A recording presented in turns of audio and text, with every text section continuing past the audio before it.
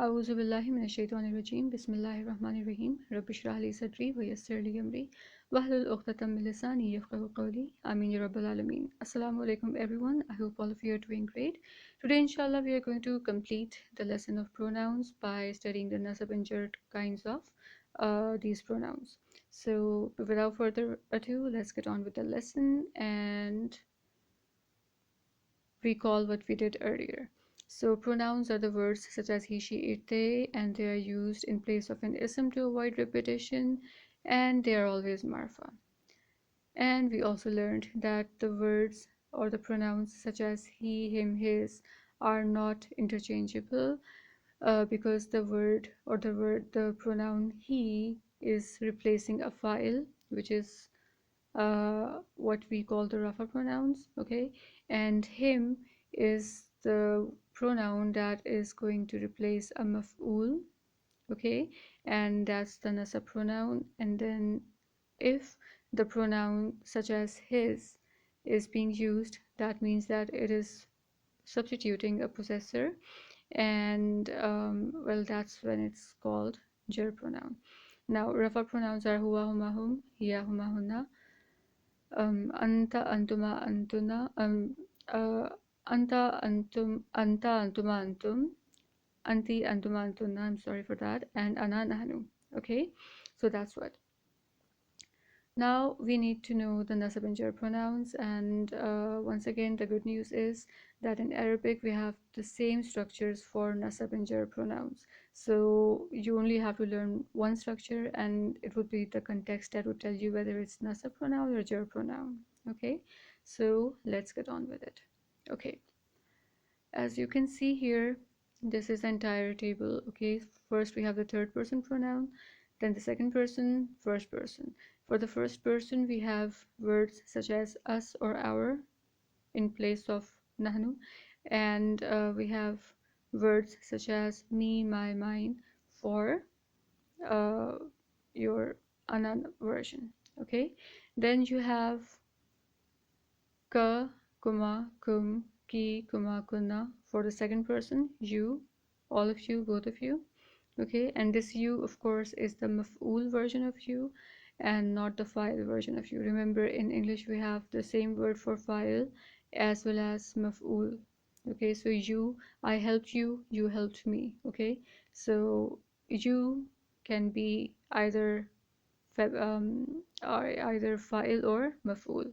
Okay, here of course, since we are doing nasab, it is obvious that it is maf'ul you and not the fa'il you. Okay, next we have the third person pronouns such as him, his, them, their, her, hers, etc. Okay, now the next thing that I would want you to notice is that once again the third person pronouns are beginning with who, the ha sound. Okay, all of them.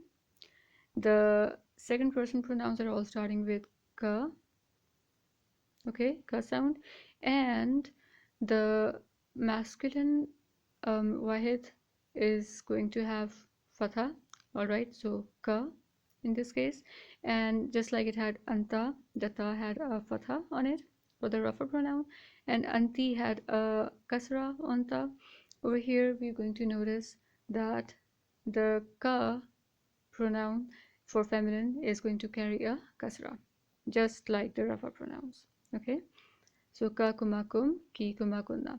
All right, another thing that I would like you to notice is that the musanna versions are identical to each other for a given set. Okay, so for the third person, musanna pronouns are identical to each other for masculine as well as feminine. Similarly, the musanna versions for masculine and feminine second person are identical to each other. Kuma, kuma. Okay. Another thing that I would like you to notice is that we had hunna back in the rafa pronouns as well, right? With this noon. And over there we had antunna, remember? And here we have kunna. So this noon is kind of a signatory um, pronoun or letter for your jama feminines. Okay, hunna is here, kunna is here. Over there we had hunna, and then we had antunna. Okay, here we have hunna and kunna. All right, so this is what. Okay, now this ya is called ya mutakallim. Okay, and this goes for me, my, or mine. Okay, and this version is used for ism. Okay, this one, and these two are used either for your fail. Okay, so whenever you are using this ya mutakallim with a fail, you are going to use either this form or this form. Similarly, there are some huruf that need to be joined with this one or this one. Okay, why is it so? The reason is that the ya mutakallim requires that the letter right behind it should carry a kasra. Okay, and if there is a letter that does not carry a kasra, okay, and there is no way that we could make it carry a kasra, then we simply add an extra noon that carries a kasra, and then we add it to the ya mutakallim, and this noon is called noon wiqaya. Okay, so this is what. No need to worry about Noon Wiqaya, just as it. I will tell you when to worry about it, and then you can start worrying about it. Right now, just simply remember Ya Mutakallim is this thing and what it signifies and what it requires. Okay, that is it. So these were our pointers. And one last thing that I would want to draw your attention towards is this thing, that here I have mentioned some um, okay, I need to zoom it up first. Okay, so in the third person pronouns, I would like you to notice one thing. The ha here, here, here, and here is carrying two harakat. Similarly, it's carrying two harakat over here as well. It's either going to carry a dhamma or it's going to carry a kasra. Now, the ha is going to carry a kasra if the letter right behind it is also carrying a kasra. Okay, otherwise if it is dhamma or fatha on the previous letter, all right, then this attached ha or this who is actually this pronoun ha is going to carry a dhamma. Okay, so the default harakat of this ha is dhamma. Okay, but if the letter right behind this ha is carrying a kasra, you change its harakat from dhamma to kasra as well. Why? Because it is easier to to speak. You'll see the examples in the coming slides. Okay, just remember this point. And this rule is applicable to only the blue blocks over here. Okay, not this ha. So you're going to use this rule for who, huma, whom, once again huma and hunna. All right, not to ha. Okay, so these were some important points that I wanted you to notice and remember. And now we're going to just have a look at them briefly. Okay, so as you can see here, third person pronouns, and the letter right behind this ha is green in color and it's carrying various harakat. Okay, and as you can see that if it is going to carry a fatha or a dhamma, the default harakat would be present on ha, and that is dhamma. Okay, and such as in the word rabbuhu, so it's going to be rabbuhu or rabbahu, but it's not going to be rabbihu. Okay, because it is easier to say rabbihi than saying rabbihu. Okay, so that's what. So the letter behind this ha is carrying a kasra. This ha is also going to therefore carry a kasra. Rabbihi, not rabbihu. Okay, why? Because it is easier to say. Similarly, okay. Similarly, we have rabbuhuma, rabbihima. Now, don't worry about how I made these fragments or how you are going to translate these fragments, because this is something we are going to cover in the Muzaf lesson. Okay, at this moment, simply remember these harakat and these suffixes, or rather these pronouns, this is the main gist of this lesson. Okay, remembering the pronouns. We are going to practice making these fragments at great length, inshallah. So don't worry about them just as yet. Okay, worry about pronouns. Okay, so we have rabbuhu or rabbahu, then rabbihi, rabbuhuma, rabbihima, then him or whom. So we have the examples of rabbuhum, rabbihim. Once again, this whom is either going to be collective or only for masculines. All right, then we have ha, hers. Okay, for example, rabbuha. Then huma is the same for masculine and feminine. And then we have hunna. Okay, now one more thing is that these nasab or jar pronouns, they may or may not be attached, and it only depends what the letter behind these pronouns is. If the letter behind this ha is the one that allows attaching to it, okay, uh, uh, that allows the letter next to it to attach to it, then of course it is going to be attached. This huma or he or these ha, they are going to be attached. But if the letter behind this ha, for example, is the one that does not allow for the next letter to attach to it, then of course it's going to be unattached. Okay, and you're going to come across many examples. So it's not a rule of thumb that these pronouns are going to be always attached. No, it's not the case. It all depends on the letter that is behind these pronouns. Okay, all right. Okay, now we have ha, huma, hunna. Okay, rabbuhunna or rabbihinna. All right, next we have ka for second person wahid masculine. Okay, rabbuka, and contrast it with rabbuki, the feminine version. Okay, then we have kuma, both of your, and of course this is for masculine as well as feminine. Okay, rabbukuma, rabbukuma. Okay, and then we have kum. Now once again, this kum could either be attached or unattached. It all depends on the letter right behind this pronoun. Okay, so this kum could either be for masculine only, or it could be for for men and women both. So like a collective noun. Okay, rabbukum. All right. Then we have ki, and then kuma, and then kunna, rabbukunna. Okay. All right. And then finally, first person, we have the ya mutakallim, and as I told you earlier on, that it requires for the letter right behind it to carry a kasra. If it does not carry a kasra, we simply add an extra noon that carries a kasra, and then we add it to the ya mutakallim. Okay. All right, now one thing that I would want you to notice here is that, for example, Rabbi is our phrase over here. It means my Rabb. Now, most often this ya mutakallim gets omitted from writing, so it becomes this Rabbi. So you see, Rabbi zidni ilma.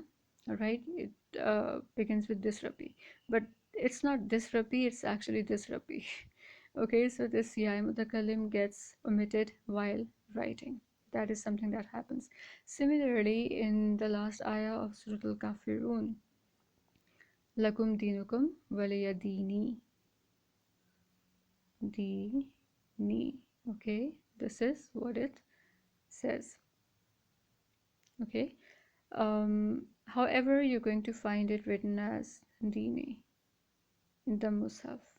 Why? Because this ya mutakallim gets omitted, and it's left with only this dini. But this is actually my way of life, my deen. Okay, so this ya mutakallim oftentimes gets omitted from writing. Okay, so this is what. And then finally, Rabbuna. Okay, our Rabb. Now this is different from Rabbana, and what the difference is We are going to elaborate on that, inshallah. In fact, you're going to notice it for yourself. Okay, so don't worry about how I made this word and how it is different from Rabbana. Okay, don't bother about that just as yet. Okay, some examples. For example, Rasulahu. Now, why have I not mentioned any harakat on it? Because I just wanted to discuss with you. So if it is going to be Rasuluhu, it's going to be Rasulu, then it's going to be Rasuluhu. If it is going to be Rasula, of course, it's going to be Rasuluhu once again. And if it is Rasuli, then it's going to be Rasulihi. Okay, that is what. Just try and translate it. Okay, just at least identify the pronoun part. Just translate the pronoun part at least. Okay, that is what you need to know. In fact, that is what the worksheet of this lesson encompasses. Okay, so you have to start identifying the pronouns now during your recitation.